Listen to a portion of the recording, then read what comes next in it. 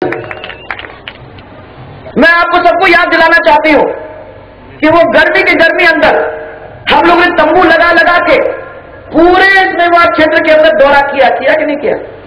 आप लोग सब याद, खेरवा के अंदर तंबू लगा के हम लोग यहां रुके थे। इसलिए रुके थे, कोई मजा नहीं आ रहा था, इसलिए रुके थे कि जनता से जुड़ने की कोशिश, जमीन से जुड़ने की कोशिश और जनता से मिलकर उनसे पूछने की कोशिश कि तुम्हारे काम हुए कि नहीं हुए, कि हमारे और आपके बीच में इतनी दूरी नहीं बन जाए कि हमको ये नहीं समझ में आए कि आपके यहां क्या हो रहा है और जयपुर में क्या हो रहा है। इसलिए हम लोग जमीन पे आए और इसलिए हमने आपसे बात सुनने की कोशिश की और इसलिए आज ये यात्रा निकाल रहे हैं।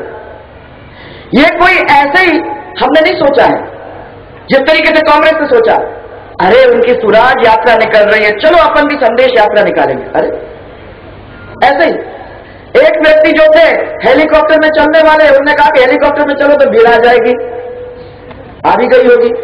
अब देखा कि यात्रा चलती है, बस चलता है तो उसमें भी भीड़ आ ही जाती है, तो आजकल बस बनाने की तैयारी में है।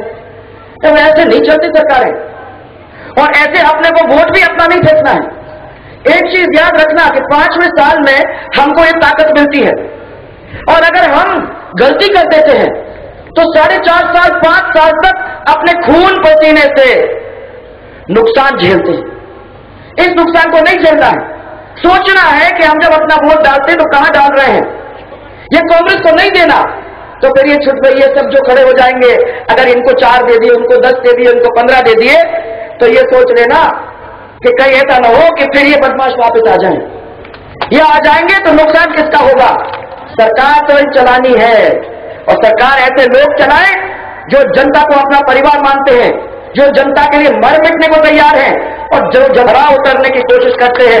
ऐसे लोगों को परख के वोट दीजिए। ये गुलाब जी ने बिल्कुल सही कहा, बिल्कुल सही कहा और मैं आज उसको दोहरा रही हूं और मैं आपको याद खड़े होकर ये कह रही हूं कि 5 साल में हमने कोशिश नहीं छोड़ी और आने वाले समय के अंदर भी मौका मिलता है माताएं बहनें तो भी नहीं छोड़ेंगे। आज माताओं बहनों की क्या हालत हो रही है, मैं तो देख के शर्म से सिर झुक जाता है। मेरे को बताया जा रहा है कि ऋषभ देव थाने के सामने ही, ये कोई महिला थाना है, थाने के अंदर ही बलात्कार। अभी बताओ मेरे को, कहां जाएंगे हम? किसके पास जाएंगे? किसके सामने झोली फैलाएंगे? अगर हम अपने घर के अंदर सुरक्षित नहीं है तो कहां सुरक्षित होंगे, कहां रोएंगे? और अगर आपको लगता है कि दिल्ली के अंदर जो केस हुआ वो बहुत ही वाहियात केस था, तो वैसा ही केस अगस्त के महीने में, ये तो दिसंबर में हुआ, अगस्त के महीने में हमारे स्पीकर के अंदर इतना भयानक हुआ, वो बेचारी अभी भी मौत से जूझ रही है अस्पताल में जयपुर में। ऐसे कितनी बच्चियों के साथ हालात हुए हैं, इनको कौन संभालेगा? क्या आपकी भी बहन है, आपकी भी बेटी है, आपकी भी बहू है? हर एक व्यक्ति जो यहां बैठा हुआ है, जो परिवार यहां बैठा हुआ है, वो परिवार ये सोचता है कि मेरा परिवार तो सुरक्षित रहे। अगर मेरा परिवार को सुरक्षित रखना है तो हम सबके परिवार को सुरक्षित रखना है। ऐसी सरकार आएगी तब तो परिवार सुरक्षित रहेगा, नहीं तो अगर वोट के पीछे की सरकार है तो मुझे क्या मतलब है आपके परिवार सुरक्षित रहे न सुरक्षित रहे। मेरे को तो मेरा इंतजाम है, मेरा इंतजाम जब तक हो जाता है, तुम्हारे इंतजाम में क्या हो जाता है वो मुझसे क्या मतलब। ये 60 साल से यही तो करते आ रहे हैं और हम उसको रोक नहीं पाए हैं क्योंकि हम पढ़े लिखे नहीं थे। कई जगह पे अभाव था शिक्षा का और वही चीज को वो समझ रहे हैं। अरे मेरे को याद है कि मैं जब ग्वालियर में थी तो एक हमारे जानने माने व्यक्ति थे, बहुत अच्छे जान पहचान के, बैंक में काम करते थे, बहुत अच्छी नौकरी थी, बहुत अच्छा तनख्वाह था। वो तनख्वाह छोड़ के बैंक की नौकरी से रिजाइन करके और वो राजनीति में जाने की तैयारी करने लगे कि हम एमएलए बनेंगे, हम राजनीति में जाएंगे। लेकिन काय को जाएंगे, किस पार्टी में जाएंगे? उन्होंने बोला आपकी पार्टी में क्या रखा है जी, हम तो जाएंगे कांग्रेस पार्टी में। क्योंकि काय को जाएंगे आप कांग्रेस पार्टी में? तो उन्होंने कहा कि आपको अभी तक नहीं समझ में आ रही, 60 साल राज किया है कांग्रेस ने। सबसे पहले उसका राज सुन लो कि आदमी को रखो दुखी, अपने पैर पे मत खड़े होने दो, सुरक्षित मत होने दो, उसको इतना दुखी रखो कि उसको समय नहीं है पता करने को कि मेरे क्षेत्र के अंदर मेरे को क्या मिलना चाहिए था और मुझे क्या मिल रहा है। यह परिस्थिति के अंदर उसको दुखी रखो। और 60 साल तक दुखी रख के किया। और फिर उसने कहा कि मेरे तो 2 बेटियां हैं, शादियां तो करनी है जी, और जब शादियां करनी है पैसे तो कमाने हैं जी, और अगर पैसे कमाने हैं तो इस पार्टी से बेहतर और कौन सा पार्टी? वो ऊपर वाले भी कमाते हैं, नीचे वाले भी कमाते हैं, सबको छूट है, मौज मस्ती है, जनता से क्या मतलब? ये 60 साल की कांग्रेस का राज है। और मैं आप लोगों को आज कहना चाहती हूं, इसको बदलना है कि नहीं? तो बदलना है कि ऐसे ही सोते रहेंगे हम? बदलना है तो एक दफा तो बता दो कि हमने देख लिया है, हम किसी की बातों में नहीं आएंगे। लोग आते हैं हमारे सामने, आपके सामने आप डालेंगे पैसे, आपके सामने आके आपको धमकाएंगे, आपको डराएंगे, केस लगवाएंगे। जो लोग बहुत ज्यादा आगे आते हैं उनको दिखाने की कोशिश करेंगे। अरे परंतु हम उस मेवाड़ के लोग हैं जिस मेवाड़ के महाराणा प्रताप ने घास की रोटी खाई पर अपने इज्जत के साथ खिलवाड़ नहीं होने दिया। सो जाएंगे भूखे परंतु अपनी इज्जत प्यारी है।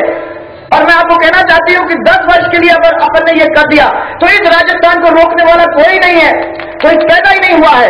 और हमारा परिवार बढ़ेगा, फलेगा, फूलेगा, आगे चलेगा, एक नया राजस्थान बनेगा, एक विकसित राजस्थान बनेगा। एक आपके सपनों के राजस्थान को बढ़ाने का काम आज शुरू करो। और एक चीज याद करो कि जब शुरू हो जाता है तो रोको मत, क्योंकि जब रुक जाता है तो 10 साल पीछे चला जाता है। आपको याद दिला दूं कि गड्ढे में पड़ा हुआ राजस्थान, बीमारू राजस्थान को 3 साल के अंदर हमने ऐसी परिस्थिति बना के रख दिया जहां पैसे की कभी कमी नहीं पड़ी। और आज जिस तरीके से हो रहा है, मैं समझती हूं कि उसका नुकसान हम पूरे लोगों को, राजस्थान के सब लोगों को देखने को मिलेगा।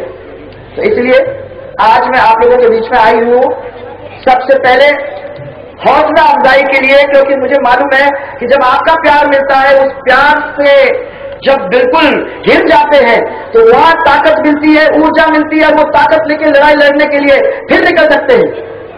ये एक परिवार, इस परिवार का प्यार, कभी इस परिवार को झगड़ा नहीं करने देना, कभी इस परिवार के बीच में दीवारें नहीं खड़ी करना, 36 के 36 कौन को गले से लगा के चलना, मदद को साथ लेके चलना।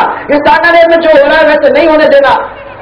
ये हमारे समय में क्यों नहीं होता है, ये कांग्रेस के समय में क्यों होता है, ये कोई पूछने की बात है। ये इसलिए होता है क्योंकि कांग्रेस चाहती है कि आप लोगों के बीच में दीवारें हो जाएं, वो चाहती है कि आपके बीच में लड़ाई हो जाए।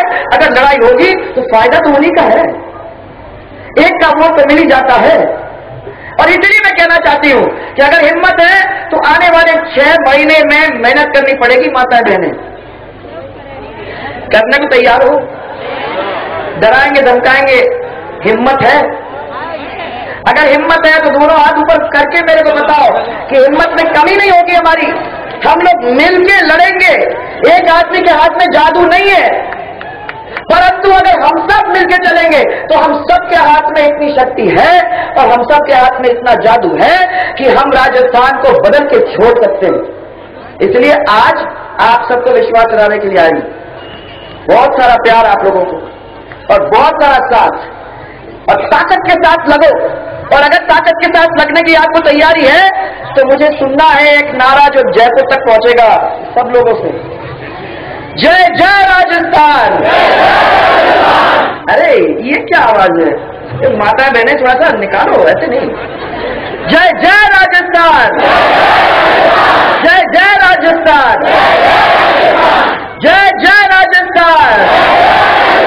अब मुझे खुशी हुई, मुझे लगता है कि हम लोग सब मिलकर अगर इस चीज में लग जाएंगे तो एक नया विकसित समृद्ध राजस्थान बनाने में आसानी से हम बना पाएंगे, जिसमें हम सबको नुकसान नहीं, फायदा रहेगा। सबको बहुत बहुत धन्यवाद, आप लोग सब यहाँ आए। और माफी चाहती हूँ कि आप लोगों तक देरी से पहुंचे। आना था आपके बीच में 4 बजे और आए काफी लेट। उसके बावजूद भी आप लोग सब इतनी संख्या में यहाँ रहे और आप लोगों ने सब हमको इतना प्यार दिया, उसके लिए आप सबको बहुत बहुत धन्यवाद देना चाहूंगा।